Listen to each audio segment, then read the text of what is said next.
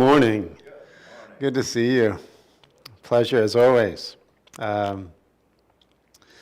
can't believe it's Sunday again, to be honest with you. I mean, do you feel like that? It's like every time you turn around, it's like Monday or Sunday, and it's just like, where did the week go? Yeah, imagine that. So we are here again, gathered together to honor this marriage of sense and soul, bringing us into a place of true awakening, right? So every Sunday we come to this place of deep reflection and hopefully immersion into this presence that we are, which is hidden in plain sight, right? That's the amazing thing about it. We're swimming in it. It's like, the Sufis talk about this and they say, like, it's like a fish in the ocean going, what is water?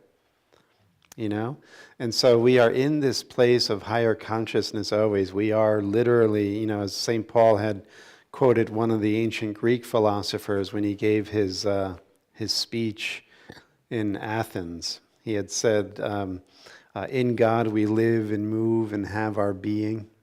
So this presence is all pervasive. It's infinite.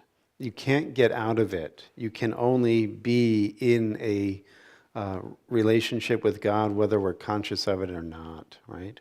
So this is the higher mind that is waiting, as it says in the Revelation of St. John, that the Christ mind is standing at the door of our heart knocking.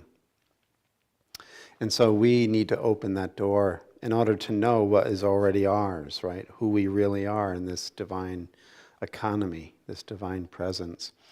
And along the way, we have this journey to undergo, this coming to the maturing of knowing ourselves.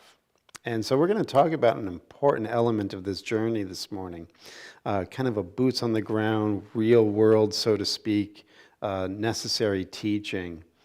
And that is, how do you weather the storms of life, right? How do you deal with what sometimes are these slings and arrows of outrageous fortune, right? And so there's that story in the Gospel of Matthew that Jesus tells that, blessed is the one who hears my word and keeps it. He is like, or she is like, someone who builds their house on a rock. And the winds and the rain will pound against that house, and that house will not fall. But woe to the one who doesn't hear and practice my word. He is or she is like one who builds her house on sand. And the winds and the rain will beat against that house, and that house will fall, and great will be the fall of it. And so this idea of looking at the foundation, that there is a foundation that is stable and secure, and that there is a foundation that will never get you through the storms. And this is what we want to look at today, because in both pictures that Jesus presents, you're having winds and rains and storms beating on the house. So as we go through life, we're going to get beat up a little bit. It's just, when in Rome. And so we have this way of training the mind, right? You get this in every tradition. And we'll be looking at the Tibetan version of Lojong, or mind training, this morning as a way of recognizing what to do in the face of these challenges. So the winds and the rain are going to come. And what's interesting, also in keeping with the Tibetan Buddhist tradition, they talk about the 8 worldly winds, right? So Jesus is speaking metaphorically when he's saying the storms of life are going to beat against your house. Your house is also metaphoric, but it could also be, literal in some cases, where you're experiencing, the fall of your physical house. But in terms of its figurative sense, this is your life, this is yourself, this is your experience in the world. And in Buddhism, they have what's called the 8 worldly winds. Right? What are the 8 worldly winds? Well, you have abundance and lack, praise and blame, honor and disgrace, pleasure and pain. That's what's going to happen to us in the world. Some of the seasons of life, we're going to have abundance. In some experiences of life, we're going to have lack. We're going to have people praising us, and then we're going to have people blaming us. Sometimes in the next breath, it's like, did you ever deal with like bipolar relatives or whatever? Wow, it's amazing. But then you have also this idea of pain and pleasure, right? Honor and disgrace, all of these ups and downs of life. How do you weather those? Those are the winds. You're going to experience all of those in mixing and matching. So the idea in Buddhism especially, and also within the other sacred traditions, is you have to cultivate this, it's like an immune system to these storms, right? For instance, in the Bhagavad Gita, Krishna is teaching Arjuna how to come to this awakened state. And the first teaching that Krishna gives Arjuna is to recognize that the nature of the soul is untouched by anything that's occurring within the phenomena of life. That's including your thoughts, your emotions, your bodily sensations, and everything that's happening out in the world. The soul is completely untouched. So identify, know yourself, know your soul, and you will be able to weather these storms of life. Well, how do you approach that? How do you get into that? Well, Krishna says first, you have to get to a place where you're, strengthening your resolve of equanimity, right? Titiksha, that no matter what comes at you, you're going to be stoic, right? You're not going to ignore or deny it, but you're not going to let it have you waver or change you. You're going to root. And that mindset of being stoic allows you to not get caught up in the moment, right? You anchor yourself, right? And it doesn't matter if you're being praised or blamed, right? The next thing Krishna says is you have to cultivate this witnessing consciousness where you're actually able to access a dimension of your awareness that's above the battleground, above the ever-changing dualities, right? The ups and the downs. And that's udasanatta. You have this witnessing consciousness. You're observing what's going on. It's not you, right? We talk about this a lot.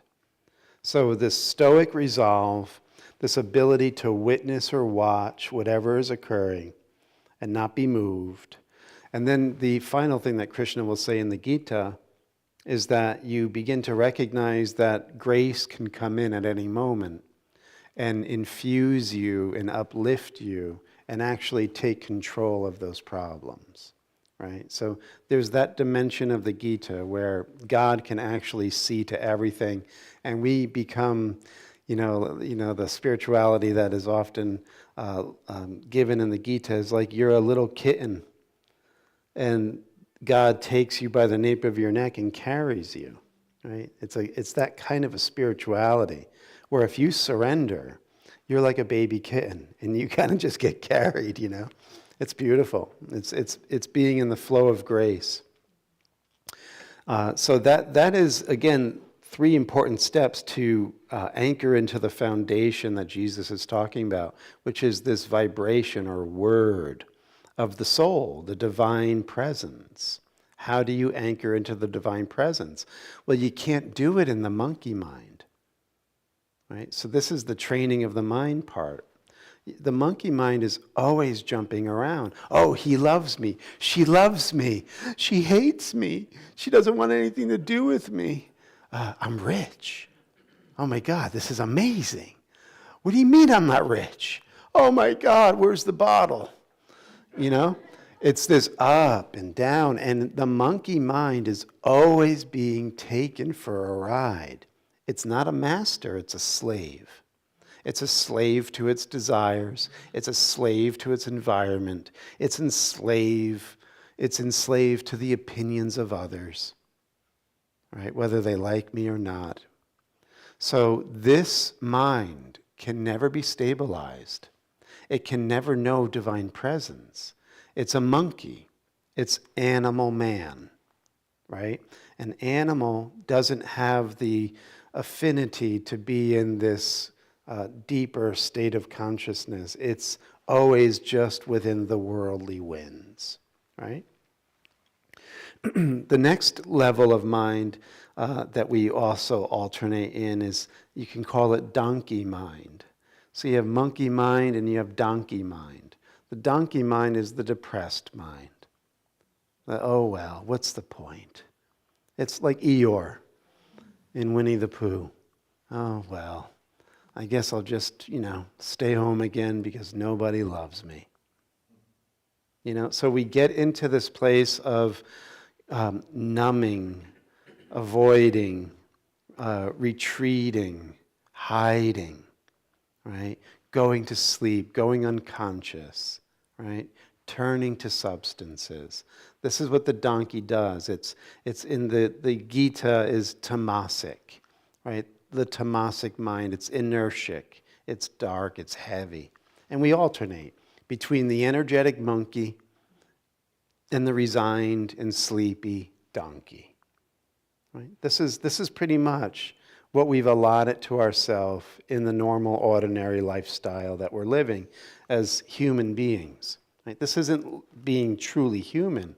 This is being at the effect level of life and completely suffused within the animal body.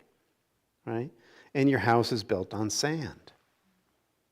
You're not going to weather the storms of life. They're going to hurt. They're going to, take you for a ride. They're going to really mess with you.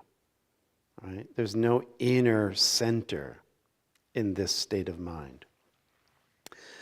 The next mind that the yoga tradition will talk about is the butterfly mind.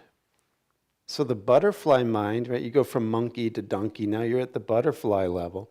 The butterfly mind is kind of where, spiritual people that are getting on the path are hanging out now in this state of mind. We find a flower. Oh, wow. Mindfulness. Oh, yes, cultivate the witness consciousness. I like this flower. Oh, gotta go.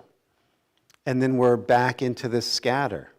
And we're back into not having any grounding under our feet. Ah, yes, Christ mind. Oh, yes, the mind training. I remember hearing about it. Oh, gotta go. And so we do this. We flitter and flutter about. And we land for a little while, and then we're off again. And if we have a meditation practice, you watch that, yes? Watching the breath, following the breath. Yes, yes, wow. Oh, wait, I got to go throw the garbage men are coming. Like, we do this all the time. We flutter, yeah? And so this is the butterfly mind. But what's happening in the butterfly level is you're beginning to want to wake up. You are spending enough time on each flower to get the taste. Even though you get scattered, you bring your attention back. And you're starting to feel the benefits of being on a rock, starting to get the idea that this is possible.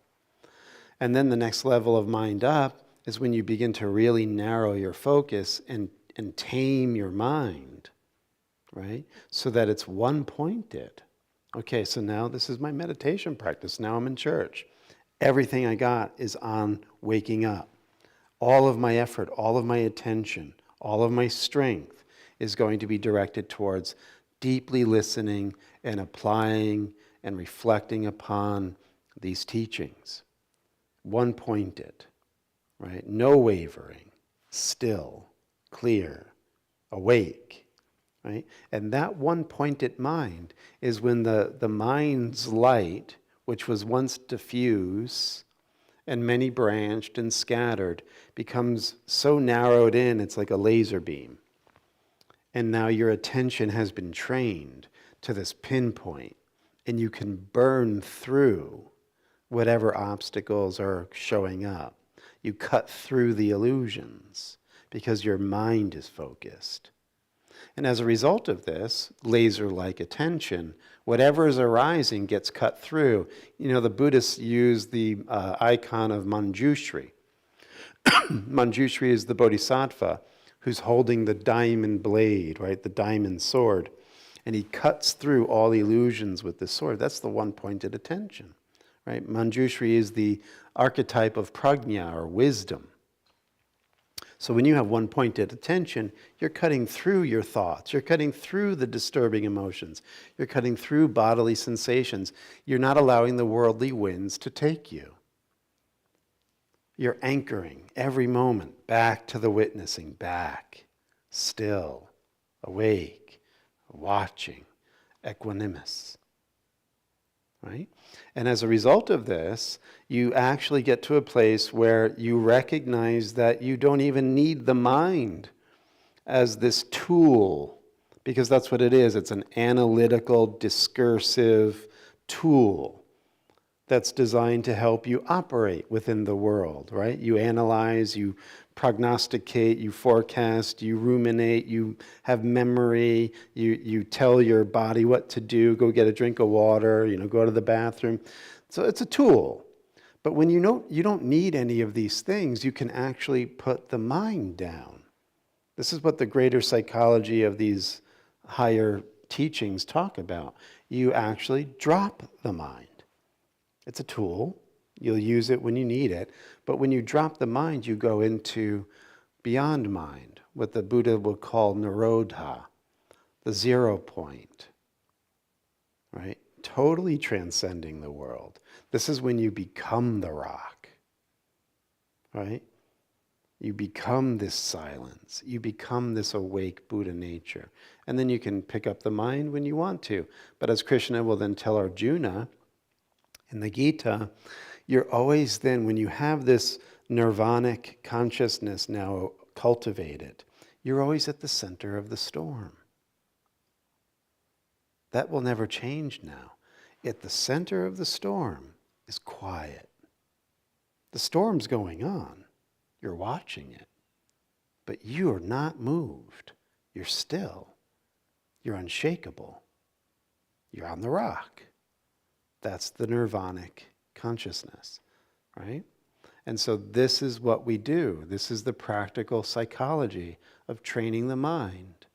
Now, to illustrate it, there's a kind of an interesting story here in Zen Antics. This is a little book of little Zen stories. And this one is called Don't Be Disturbed. Mugaku was one of the founders of Zen in Japan. Born in China, he experienced his first awakening at the age of 12 when he heard a Zen verse while visiting a country temple with his father. Here's the verse. Bamboo shadows sweep the stairs, yet not a mote of dust is stirred. Moonlight pierces the depths of the pond, leaving no trace in the water. When the Mongol horde of Kublai Khan broke into southern China in 1275, Mugaku fled the fires of battle. But when the province where he had taken refuge was overrun the next year, he stopped running away. As the Mongol warriors stormed the monastic compound where Mugaku sat, all the other Chinese monks and monastic workers concealed themselves like mice in their burrows. The warriors drew near to the Zen master, sitting alone in the hall, and put their swords to his neck. Thoroughly composed, Mugaku calmly chanted a verse. In all the universe, I haven't even ground enough to stand a single cane. Lucky it is that I found personality void and phenomena empty. Farewell, swords of the Mongol Empire. Moved by the fearless composure of the Zen master, the Mongol soldiers put up their swords and left. In the year 1280, Mugaku was invited to Japan by Hojo Tokimune, regent of the shogun. When Tokimune visited the Zen master in the spring of the following year, Mugaku wrote the regent a 3-word message: don't be disturbed. When Tokimune asked for an explanation, the Zen master said, At the junction of spring and summer, southern Japan will be in an uproar, but it will settle down before long, so you should not worry. So this is seeing the future, yeah? As it turned out, a Mongol invasion force attacked southern Japan that very autumn, just as the Zen master had said. And as the master predicted, the invaders were repelled and peace was soon restored. Now, the main part of this story is he was on the rock. And what's really fascinating is people sense that. So if you know anything about the Mongol army, they were a killing machine. It didn't matter, man, woman, child, animal, it didn't matter. Mountains of corpses were left in their wake, right? Just brutal. If you don't know anything about the Mongol invasion, it was one of the most brutal armies we've ever known in the history of humankind. So they're on a killing mission, and they literally hit a rock. And there's something in that presence of not fearing death, not being taken by, pain or pleasure, and having that steady mind, that people don't really mess with that.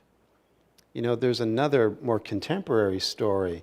I've shared some of his teachings before. Sat Prem. He was a student of the mother, Sri Aurobindo's consort in the integral yoga teachings. And Sat Prem was in Auroville, India, back in the late 60s, early 70s. And mother, I think she was getting ready to pass, or she was already passed. And what's really fascinating to me is in ashram life, these supposedly holy gatherings, you get into these divisions where some people literally become murderous in the ashram because they want their group to take control. And so that's what was happening at Auroville. And so Sat Prem, who was really on one side of the divide or had very close ties to the mother, these hired assassins basically went out to get Sat Prem and shoot him while he was off meditating. And he was so infused with grace and presence that when he stood up and he looked directly at the people that were there to shoot him, they literally couldn't. The gun went down and he just walked right by them. And so this is another example of having the ability to rise above the human level of the ups and downs and the tremendous impact that it can have on other people that get a clear glimpse of it.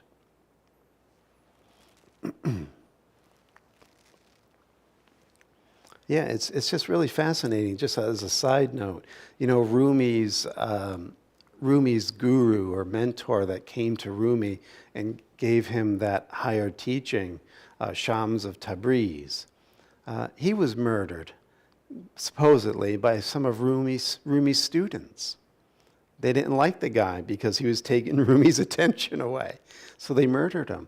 Bodhidharma, the founder of Zen, that took the Zen teachings from India to China, some of his disciples were upset because they wanted to gain control of the movement. So supposedly Bodhidharma was murdered, right? And here's the funny thing about that story, if you care to know.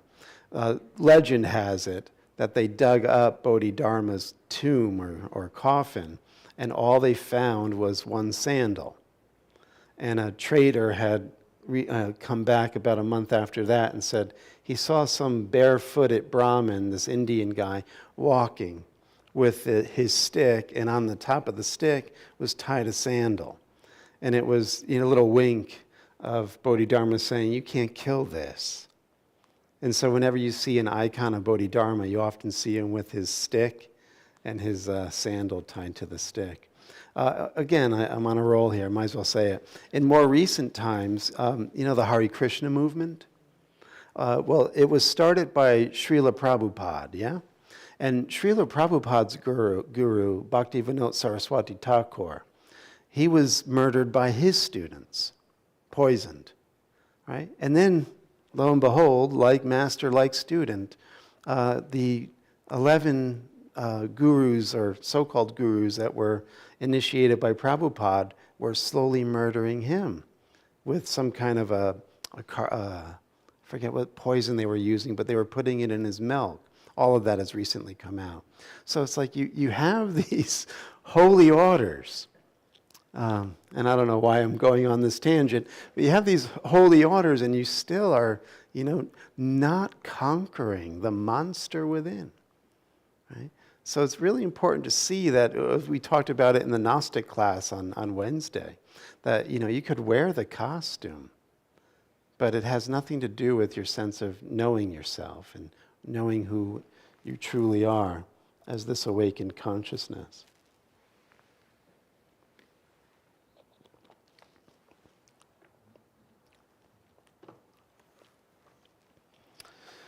So speaking about training the mind, so we go from monkey to donkey to butterfly. The one-pointed mind, you can call it the ibis, right? The ibis is known for standing on one leg and looking so one-pointedly at the water for its fish to go by. And this is one of the reasons why the ancient Egyptians used the ibis as a symbol for Thoth, right? The god of wisdom, the god of magic, the god of language. Thoth is often depicted with the head of an ibis, yes? And it's because you begin to enter into wisdom in the magical dimension when your mind becomes one-pointed. Remember what we said originally. We're swimming in it. It's being broadcast.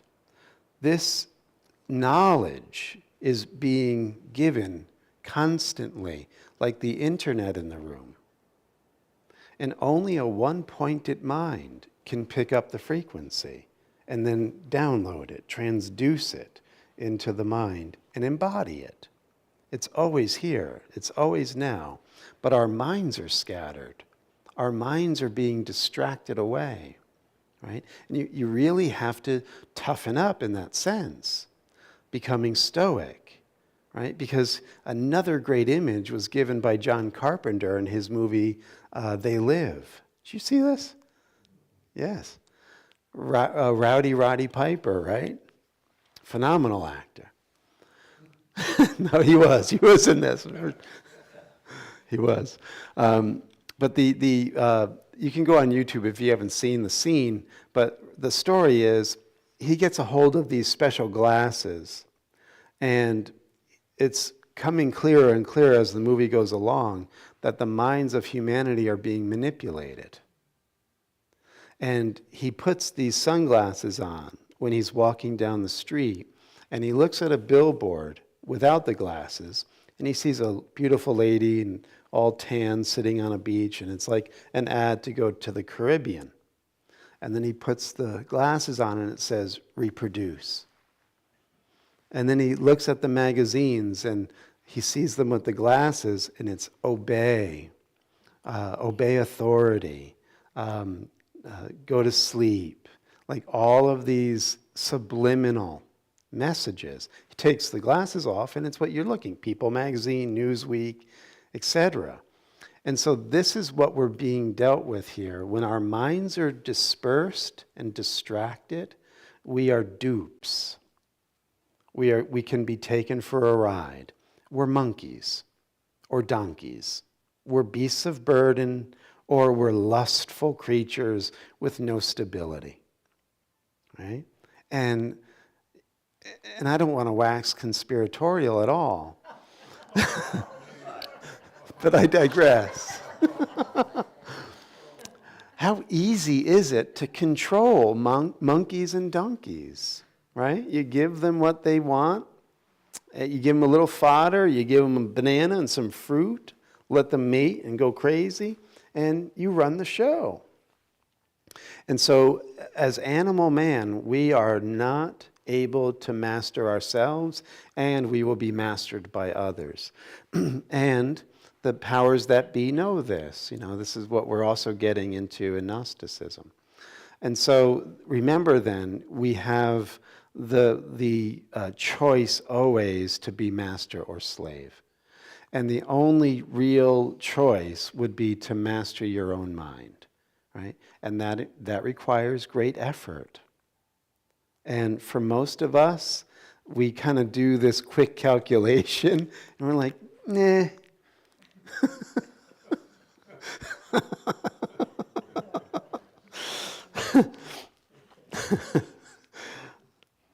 So if you're here, if you're listening, chances are you're not one of those naysayers, hopefully.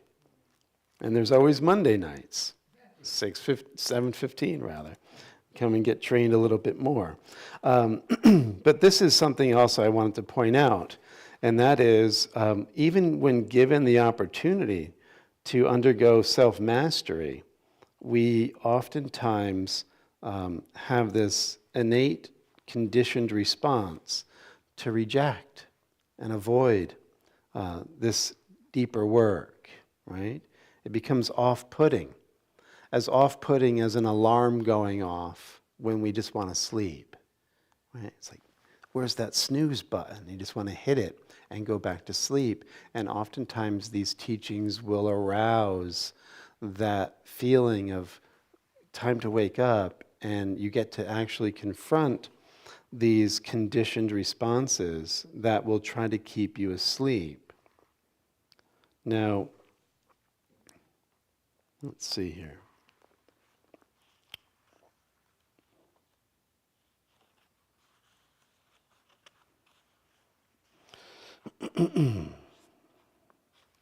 So this is the teaching of George Gurdjieff. And he's saying, as we've talked about many times, human beings, for the most part, right, the monkeys and the donkeys, are asleep. And he says, when you begin to do this inner work and you become more reflective and insightful on your process, he says you'll begin to realize where your loyalties lie. Right? So this is just a little good check-in to see where your house is built. Is it built on sand or is it built on a rock? So listen to this. The crowd neither wants nor seeks this higher knowledge, and the leaders of the crowd, in their own interests, try to strengthen its fear and dislike of everything new and unknown. Obey, sleep, follow, right? It's like you're being corralled by, and we see this in the rhetoric of politicians. They're not offering you anything. They're actually weaponizing language and hitting your heartstrings, and they're not in any way going to change the status quo. And we are, yeah! I mean, it's so pathetic. Pathetic. Like a bunch of monkeys. Like we're being corralled and enslaved by, willingly, mind you, but then we cheer it on. Thank you for nothing. Thank you for taking our Social Security. Thank you for raising the retirement age. Thank you for sending all of our money overseas. Thank you. Yes, 4 more years. It's pathetic. This is part of becoming laser-like. You cut through false appearances and rhetoric. So the crowd doesn't want the knowledge, and the leaders do everything they can to, basically sedate the crowd from ever wanting to wake up. The slavery in which mankind lives is based upon this fear of the unknown. It is even difficult to imagine all the horror of this slavery. We do not understand what people are losing. But in order to understand the cause of this slavery, it is enough to see how people live, what constitutes the aim of their existence, the object of their desires, passions, and aspirations, of what they think, of what they talk, what they serve, and what they worship. Right? Do that check-in. What drives you? What's your highest concern, your ultimate concern? What do you talk about the most? What do you wish for? What's the aim of your existence? Why are you here? What's your purpose? Is it within the 8 worldly winds? I want to be abundant. I want people to love me. I don't want pain.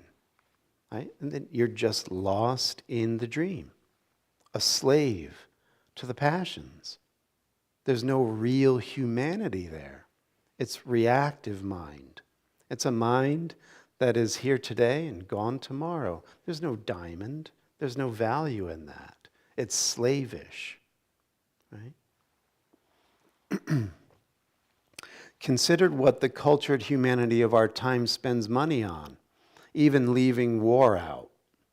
What commands the highest price? Where are the biggest crowds? Right? Again, you can get the temperature of society, right?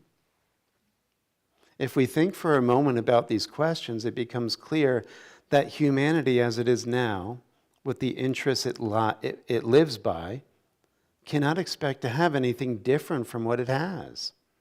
But as I have already said, it cannot be otherwise.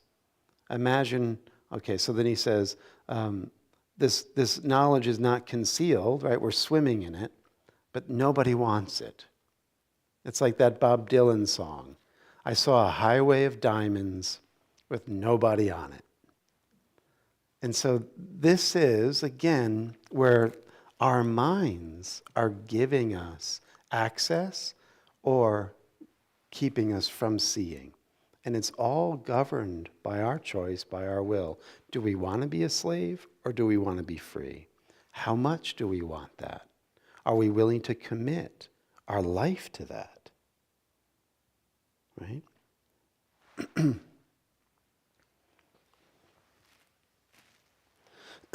Now, we've also said many times that, because we are on this default setting, and for the most part, we've been conditioned to be monkeys and donkeys. Right? That's where our center of gravity is. We are asleep, and we like to stay asleep until a shock comes. This is what Gurdjieff talks about, right? The storms of life sometimes can shock us, and we can realize, oh my God, like the 3 little piggies. Like the wolf comes to the door, we have a house made of straw, that gets blown down. We freak out. We go and try to build another house, and we build one of wood. That gets knocked down. We eventually get to a place where we build something or build on something that is strong, durable, and lasting. That shock, whatever it may be, your health, your relationships, your finances, that shock can wake you up to recognizing that the nature of this world isn't something lasting or even worthwhile pursuing. And you can begin to turn your attention inward and wake up through this higher knowledge. Right?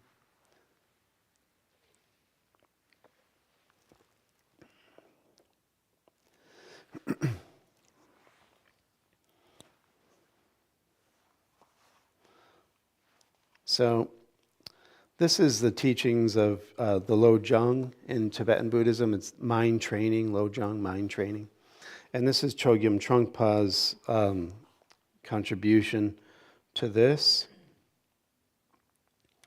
And this is what he has to say. I think it's pretty insightful. And this is under the section in the slogan, right? So these slogans are like what you take into your meditation, and they're like guideposts for you to train your mind with. So this slogan is be grateful to everyone, right? Even the phony politicians, right? Even, the troubles that you're facing through relatives or ex-husbands or wives. Be grateful to everyone, because what begins to happen is you're transmuting those poisons into fuel for enlightenment. Right? This is where the Tibetans use this tantric alchemy idea, that everything becomes usable for your awakening. Even these slings and arrows of outrageous fortune and troublesome people and difficulties, they're actually putting the pressure on you to form that diamond, if you're willing to use that and not run from it, not cower. So here's Chogyam Trungpa. So in a sense, all the things taking place around our world, all the irritations and all the problems are crucial. This is why we don't have to complain or blame. Right? We see it for what it is. It's silly. It's a clown world. But this is the soup where enlightenment gets made. This is the laboratory. Without others, we cannot attain enlightenment. In fact, we can't even tread on the path. In other words, we could say that if there is no noise outside during our sitting meditation, we cannot develop mindfulness. Right? Because that one-pointed mind is you keep bringing it back. It gets distracted, but you bring it back. And that's literally building the muscle, training your mind. So your choice to wake up means you're going to go back into that attention, that meditation, that witnessing consciousness, even though there's the noise outside, the disturbance. If we do not have aches and pains in our body, we cannot attain mindfulness. We cannot actually meditate. If everything were lovey-dovey and jellyfish-like, there would be nothing to work with. Everything would be completely blank. Because of all these textures around us, we are enriched. Therefore, we can sit and practice and meditate. We have a reference point, encouragement, discouragement, or whatever. Everything is related to the path. Right? So to see it in this whole cloth kind of way, that everything is related to the path. I can be grateful for what's arising. It's a reframing of the situation. So I've been diagnosed with a fatal disease. Well, I can be the victim, or I can actually reframe this and use this as fuel to become more and more detached from the world and the body and cultivate this deep mindfulness, to know where I am when the body drops. That's available to me. That's part of my deeper inheritance. And I wouldn't have taken that higher road and that accelerated path if I wasn't faced with a health crisis. So the health crisis is actually the catalyst to get me moving in the right direction. Or I can put on that sad record and take out my violin and woe is me. And I will just be miserable with this story of how sick I am and where it's going to lead eventually. Right? It's just being the donkey.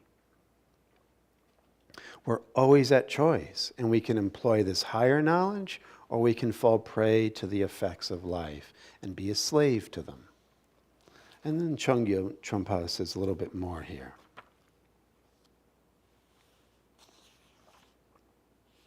This whole approach is dealing with all kinds of hassles and transmuting them and working with them as a workable journey toward enlightenment. We are not talking about fundamental pain. I think one of the problems we have, particularly in the Western mentality, is that we make too much of a big deal of the whole thing. We complicate the whole thing unnecessarily, and we have no idea how to play games properly. In other words, lighten up. Like even when you're diagnosed, or even when you lose something valuable, even when you're faced with eviction or whatever that might be, take the significance out of it. Trust. I mean, years and years ago, I got an eviction notice on my door in 2009 or whenever that thing hit. And it turned out to be the most amazing blessing of my life. I won't get into the details of it. But, well, I could, I guess. I won't be indicted. Florida was so underwater with the housing, the foreclosures and all of these mortgages. When we got, my wife at the time, we got the eviction notice on our door because we went belly up. We were forgotten about for 4 years. And so we got to save And we saved and saved and saved. We didn't pay rent for 4 years. You didn't hear that. just between us, YouTube and Facebook. And it turned out to be the saving grace at the worldly level.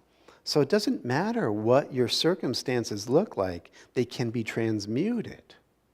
There is always the gold in the problem you're facing.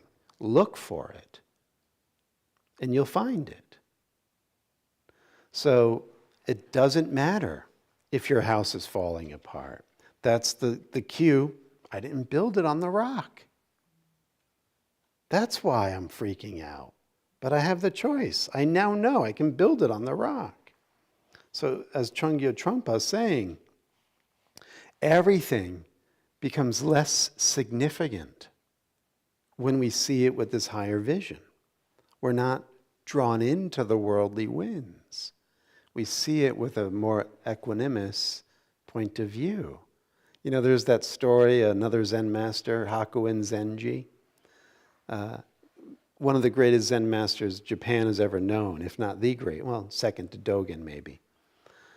Gets a vicious knock on the door one day, and it's the farmer. And the farmer hands him an infant and says, "This is yours.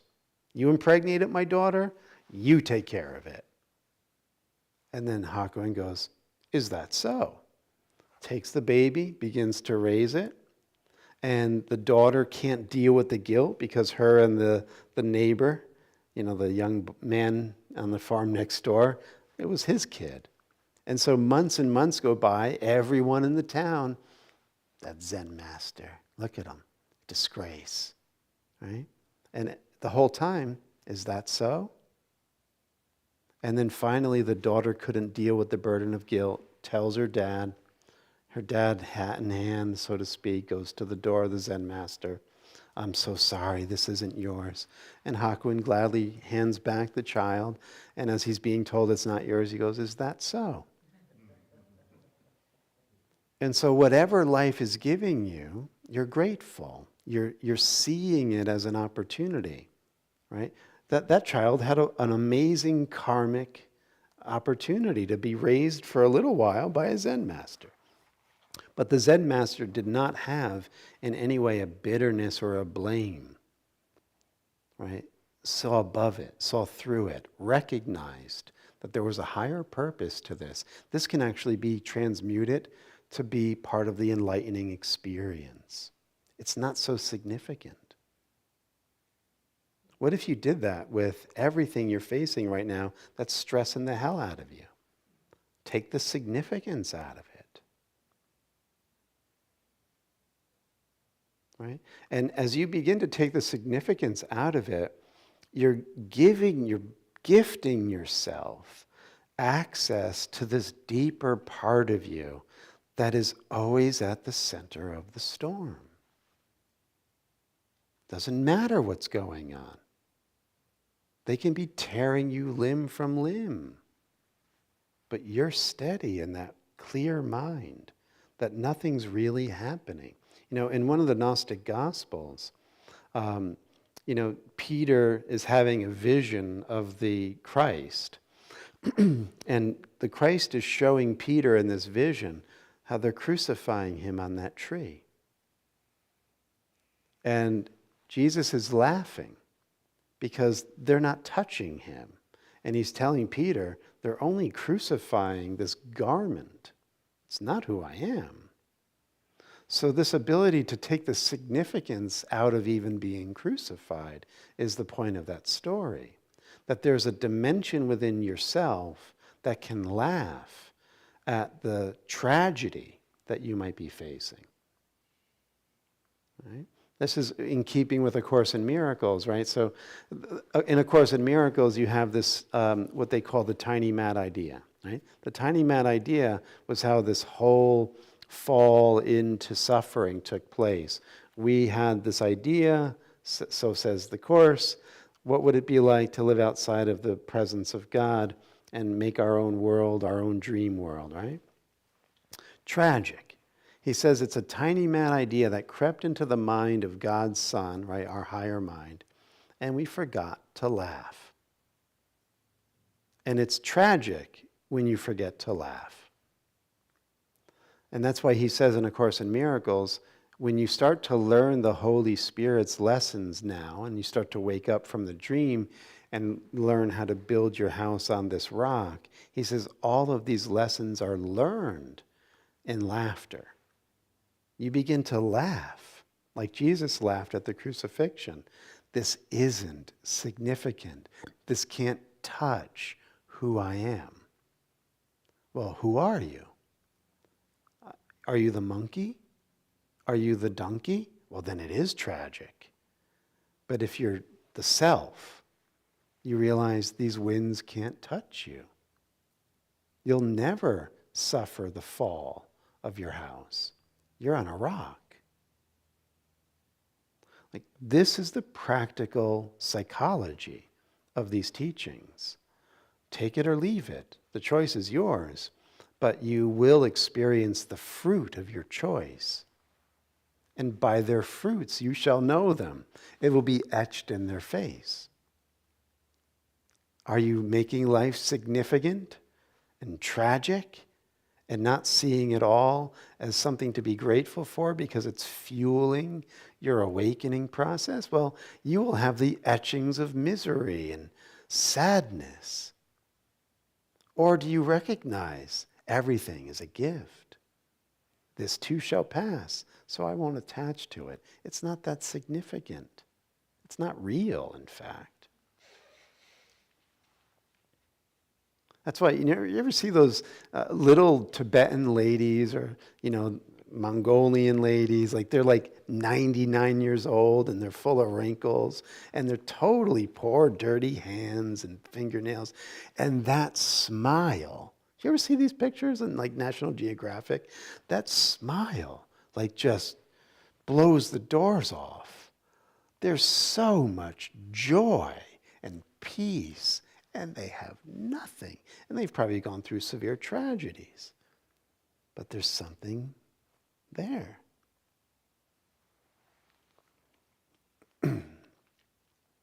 It's not a big deal, he says. Really, it's not a big deal. You are finally putting your name on the dotted line. It's a lighthearted situation, including death. Keep that in mind. Make a slogan out of that. Whatever takes place, you do not take all that seriously. Whatever comes up, you do not regard as the ultimate, final problem, but as a temporary flare-up that comes and goes. This obviously needs a lot of understanding and training. Right? You got to go from the monkey and donkey. Right? Take something. A person cannot practice this without pre-planning the journey and having worked with his or her state of mind. Monday night, 7:15. Thursday night, 7 p.m. on Zoom. Right? Lots of opportunities to get into this conversation again and again during your week. Where else are you getting this? These are the sunglasses, my friends. Right? Hopefully you are getting it. I'm not trying to make my offerings the end-all and be-all. But if you're not going to the feeding trough and having your daily bread, your soul is going to be in the throes of it. So here again, this obviously needs a lot of understanding and training. A person cannot practice this without pre-planning the journey and having worked with his or her state of mind. There is also a need for some understanding of how everything at its core is empty, right? Empty of all individual existence, right? It's the enlightened awareness, and it's not a particular thing. That's what's at the center of the storm, is this empty, still, awake, absolute potentiality, right? And so there's no particular thing. And this is why the meditation practice is having you become less and less attached to phenomena, to things. You burn through them. Keep burning through them with one-pointed concentration. Then you get to the Nirodha. Remember? The Nirodha is that clear, still mind. It's adamantine. It's rock solid. Can't change. It's unshakable peace. It's unbreakable. That's our nature. And so all of the pressures and all of the troubles and all of the trials can bring us to that place in which we will then never look to leave. Finally here.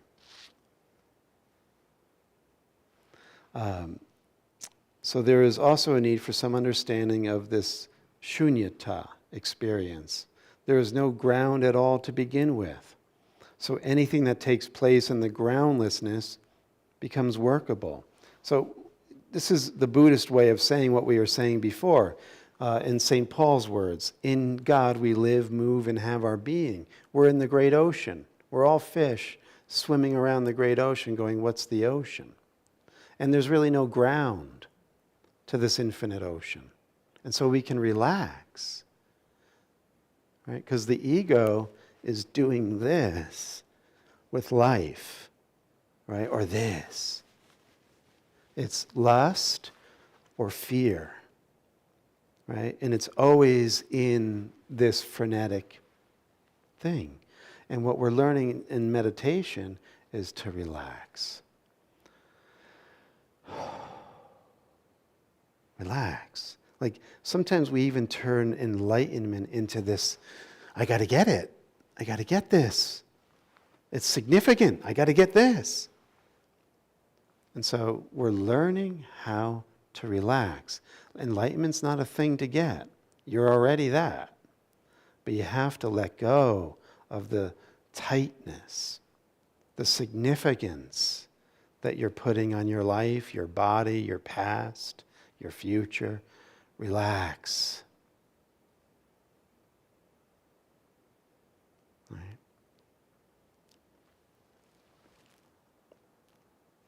So, just a couple minutes to absorb all of that.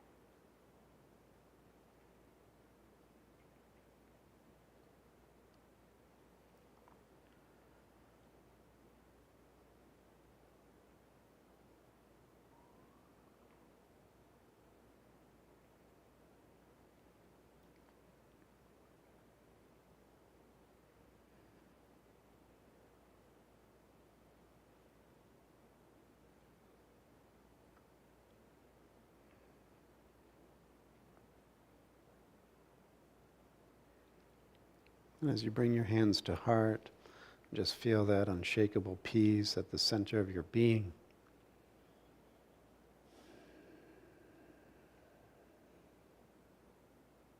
Letting go of all thoughts, detaching, and just being still and awake in this moment.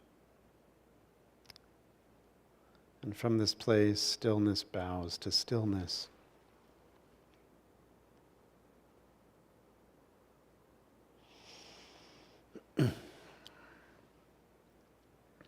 All right, now give me your money.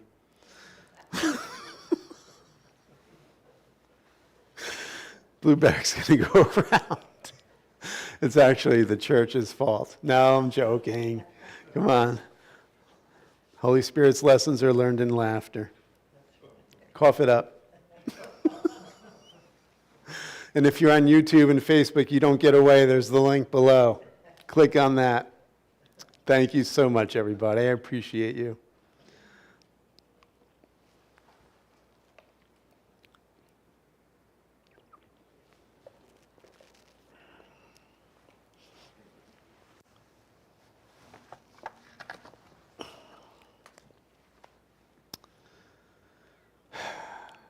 Blessing the offering, intending that whatever form it takes, may it be used as fuel for the awakening.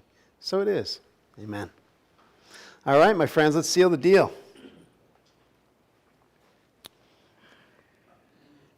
Coming back to this awareness that we are always at the center of the storm as the witness. There is nothing that can touch or harm us. We are the forever. And in this awakened awareness, we know that the light of God surrounds us. The love of God enfolds us. The power of God protects us. And the presence of God watches over us. Wherever we are, God is. Amen. Have a beautiful afternoon, everybody. Much love. Thank you. Thank you, Hank.